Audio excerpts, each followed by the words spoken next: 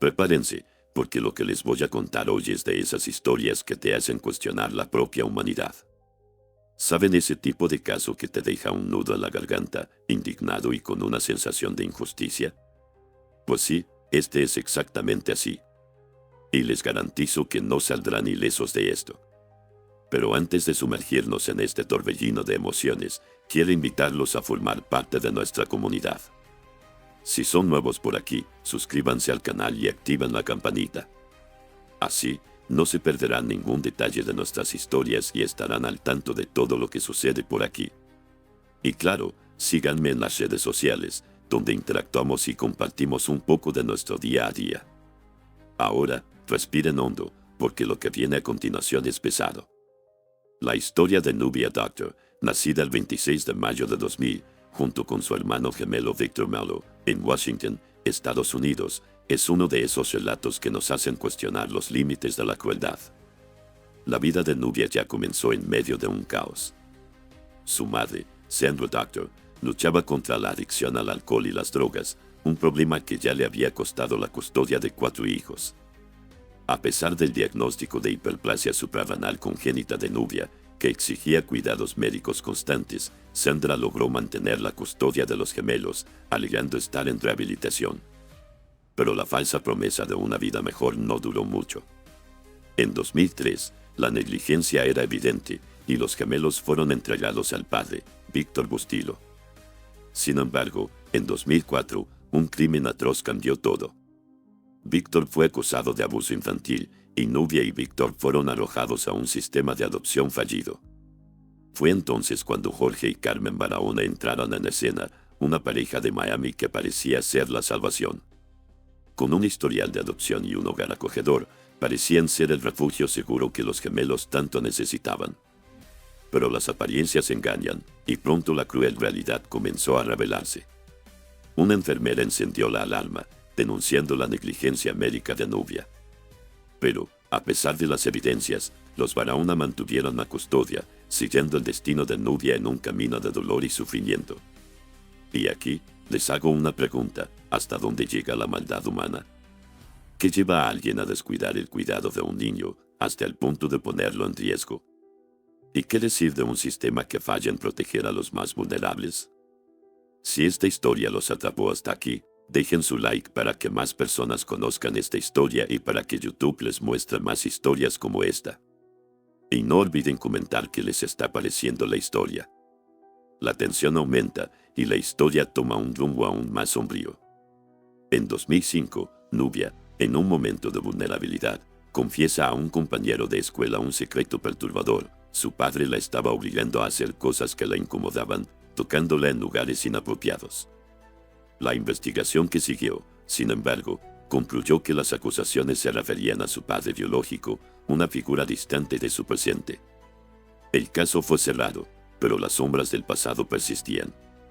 En 2006, una nueva señal de alerta, un hematoma impactante en el rostro de Nubia, un grito silencioso de violencia.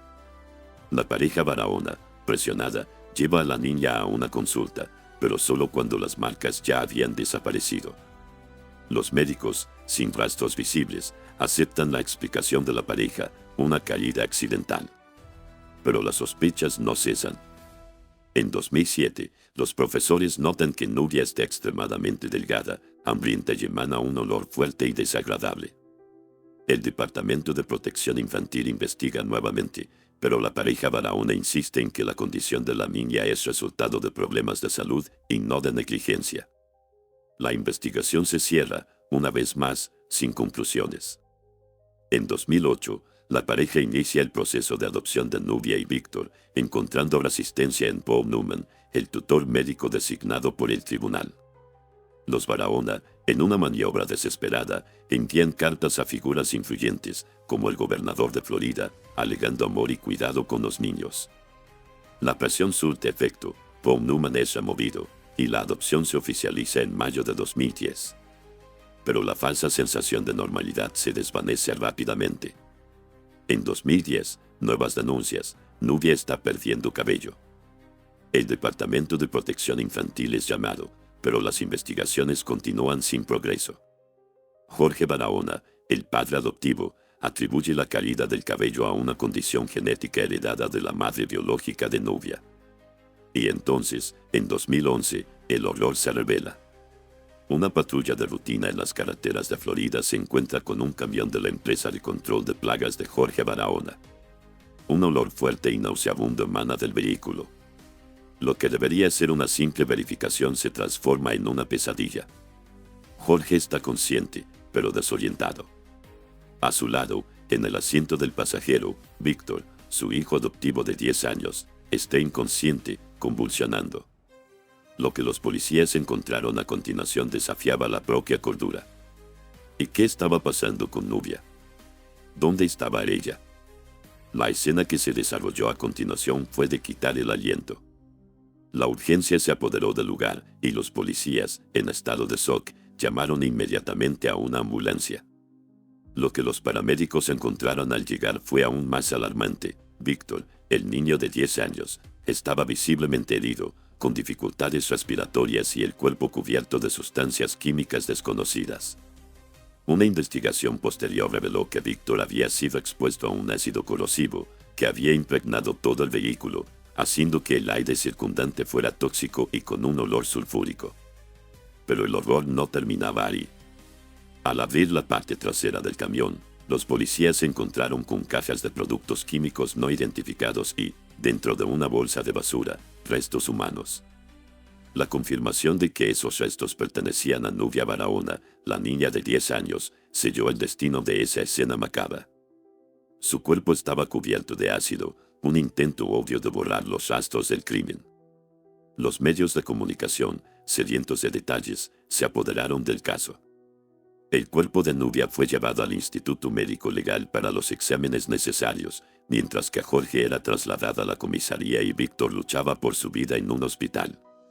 Las graves lesiones y las reacciones internas provocadas por la inhalación de los vapores tóxicos de los ácidos, además de las quemaduras que cubrían parte de su cuerpo, lo mantuvieron en estado crítico.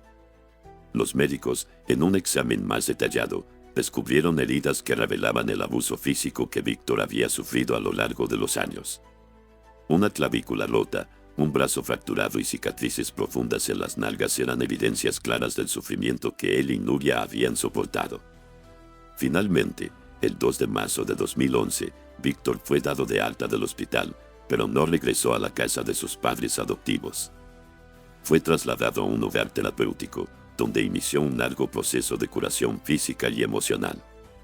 Con el tiempo, Víctor encontró el coraje para relatar lo que había sucedido, revelando la verdad que había sido ocultada e ignorada por el Servicio de Protección Infantil durante años. Con voz temblorosa, describió el horror que presenció. El 11 de febrero de 2011, la pareja Barahona sorprendió a Nubia mientras se bañaba, atándole las manos y los pies y arrastrándola al dormitorio. Jorge, en un ataque de furia, atacó a la niña con violencia, mientras Víctor escuchaba los gritos desesperados de su hermana hasta que un silencio ensordecedor se apoderó del ambiente. En ese momento, supo que Nubia había perdido la vida. Víctor relató a los policías que temía ser el siguiente y que Jorge era un hombre cruel que había abusado de él y de su hermana repetidamente. Jorge confesó a la policía que, el día en que fue encontrado, estaba devastado por la pérdida de Nubia y conducía con la intención de incendiar su camión, poniendo fin a su propia vida. El desarrollo de la investigación reveló detalles aún más perturbadores. Jorge Barahona admitió haber drogado a Víctor para hacerlo dormir y, en un momento de desesperación, intentó incendiar el vehículo, pero falló. Alegó que no quería que Víctor muriera junto con él. Sin embargo, las pruebas apuntaban a una realidad mucho más sombría. Víctor presentaba más heridas que Jorge, contradiciendo la versión de que el hombre solo pretendía quitarse la vida. Las marcas y hematomas en el cuerpo del niño revelaban un historial de abuso, poniendo en duda la veracidad del relato de Jorge. Las investigaciones también expusieron fallas alarmantes en el sistema de protección infantil estadounidense, que falló repetidamente en proteger a Nubia y Víctor. Una testigo crucial en el caso fue Alessandra, nieta de la pareja Barahona, que visitaba la casa de sus abuelos. Lo que parecía ser una familia armoniosa se desmoronó cuando Alessandra, preocupada por lo que presenciaba, decidió compartir sus observaciones con su terapeuta. Alessandra relató haber visto a Nubia y Víctor atados de manos y pies dentro de una bañera, siendo liberados solo para las comidas. Su abuela, Carmen, le prohibía interactuar con los niños, intensificando el aislamiento de los gemelos. Días antes de la tragedia, la terapeuta de Alessandra alertó a las autoridades de protección infantil sobre los horrores que la niña había presenciado, mencionando que se sentía amenazada por su abuela, quien le ordenó mantener todo en secreto. Lamentablemente, la denuncia de la terapeuta fue ignorada, culminando en la muerte de Nubia. Si las autoridades hubieran actuado, Nubia podría haber sido salvada. Tras el descubrimiento del cuerpo de Nubia y las revelaciones sobre los abusos, Alessandra fue retirada de la custodia de su madre y entregada a su padre. Un juez prohibió a Carmen y a otros miembros de la familia tener contacto con la niña. En medio del proceso judicial, Carmen solicitó el divorcio de Jorge, en un intento desesperado por distanciarse de los crímenes de su marido. Sin embargo, las autoridades sabían que ella era cómplice de los abusos. El 5 de marzo, Carmen fue arrestada, sin derecho a fianza. La pareja Barahona fue acusada de abuso infantil agravado y homicidio culposo en primer grado. Los análisis forenses revelaron que Nubia murió debido a la violencia de Jorge. Poco después de ser informado sobre las acusaciones, Jorge intentó suicidarse 2 veces. La saga judicial tomó rumbos aún más turbulentos. Jorge Barahona, en un acto desesperado, intentó suicidarse 2 veces. En el primer intento, saltó de un lavabo en su celda, cayendo de cabeza al suelo de concreto. Después de ser tratado, fue considerado apto para comparecer ante el juez, pero se negó a cooperar. Luego, intentó nuevamente quitarse la vida, siendo llevado al hospital para exámenes y regresando a prisión, donde fue puesto en observación en la unidad de salud mental. A pesar del caos, el proceso judicial continuó. Jorge y Carmen se declararon inocentes, incluso ante las pruebas abrumadoras. Los fiscales, decididos a buscar justicia, solicitaron la pena capital para ambos. La conmoción pública creció, exigiendo justicia para los niños. Mientras tanto, los abogados de la pareja luchaban por evitar la pena capital. El Departamento de Niños y Adolescentes de Florida admitió el fallo en proteger a Nubia, reconociendo la negligencia que permitió los abusos y resultó en su muerte. El exgobernador de Florida, Rex Scott, promulgó una ley que otorgó a Víctor casi $4 millones en compensación por la negligencia del sistema. Sin embargo, la justicia tardó en llegar. El 21 de febrero de 2020, casi una década después de los crímenes, Carmen, temiendo la pena capital, llegó a un acuerdo con la fiscalía, declarándose culpable de homicidio en primer grado y múltiples abusos. A cambio, se comprometió a testificar contra Jorge. Carmen creía que su confesión traería alivio y suavizaría su sentencia, pero la saga estaba lejos de terminar. Días después, los abogados de Jorge solicitaron una nueva próloga del juicio, alegando que la confesión de Carmen había cambiado el rumbo del proceso. El juez negó la solicitud. En marzo de 2021, mientras esperaba el juicio, Jorge fue atacado por 5 reclusos, indignados por la naturaleza de sus crímenes. A pesar de las graves heridas, sobrevivió y fue puesto bajo protección. En agosto de 2021, después de varios aplazamientos, Jorge despidió a sus abogados y solicitó más tiempo. El nuevo equipo alegó que no tenía condiciones mentales para ser juzgado, lo que resultó en un nuevo aplazamiento de la audiencia sobre su capacidad mental. La búsqueda de justicia enfrentó un nuevo obstáculo en febrero de 2024, cuando el tribunal aplazó nuevamente la evaluación de Jorge. El caso, marcado por innumerables aplazamientos, se convirtió en un símbolo de las fallas de un sistema judicial sobrecargado, generando frustración e indignación en la sociedad. Después de 13 años de espera, el juicio de Jorge aún no se había llevado a cabo, y Víctor continuaba su lucha por justicia para sí mismo y para su hermana. En marzo de 2024, Jorge fue declarado mentalmente incapaz de ser juzgado y trasladado a un centro especializado, donde recibiría tratamiento adecuado. El proceso, famoso por sus interminables demoras, fue suspendido indefinidamente, con la salvedad de que podría reanudarse si la condición de Jorge mejoraba. Sin embargo, el 1 de noviembre de 2024 surgieron nuevas informaciones. Tras una evaluación psicológica detallada, Jorge, ahora de 54 años, fue considerado apto para ser juzgado. Hasta el momento, la fecha del juicio aún no ha sido definida. Es importante resaltar que, durante todo este periodo, Jorge permaneció detenido, ya sea en prisiones o en instituciones psiquiátricas vigiladas. La principal cuestión en juego es la posibilidad de la pena capital. Se cree que Jorge podría ser condenado a muerte, pero, considerando la lentitud del proceso, es posible que muera antes de la ejecución. Hay relatos de que Jorge tenía la intención de adoptar a los niños para satisfacer sus deseos oscuros, y se sospecha que él y Carmen hayan hecho otras víctimas. Este caso, sin duda, es uno de los más perturbadores jamás relatados. La crueldad infligida a Nubia y Víctor, la negligencia del sistema de protección infantil y la larga batalla por justicia dejan marcas profundas. Espero que esa historia tenga tocado voces tan profundamente cuanto tocó a nos. Cada detalle, cada reviravolta, fue cuidadosamente elaborado para proporcionar la mejor experiencia posible. Desvendar esos misterios juntos es lo que nos impulsiona, es saber que voces está do outro lado, acompañando cada paso, torna tudo ainda mais significativo.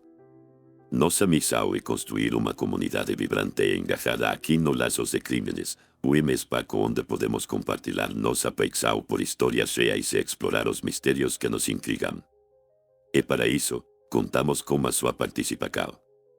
Cada curtida, cada comentário, cada inscrição, é como um farol que ilumina o caminho para novas pessoas se juntarem a nossa comunidade. Quando vocês interagem, o YouTube reconhece a relevância do nosso conteúdo e o compartilha como público maior, ajudando nossa família a crescer. E o melhor de tudo, vocês serão os primeiros a serem notificados sobre novas histórias. Portanto, se essa jornada os prendeu, se sentiram arrepio a cada revelação, não se esqueçam de se inscrever no canal, deixar seu like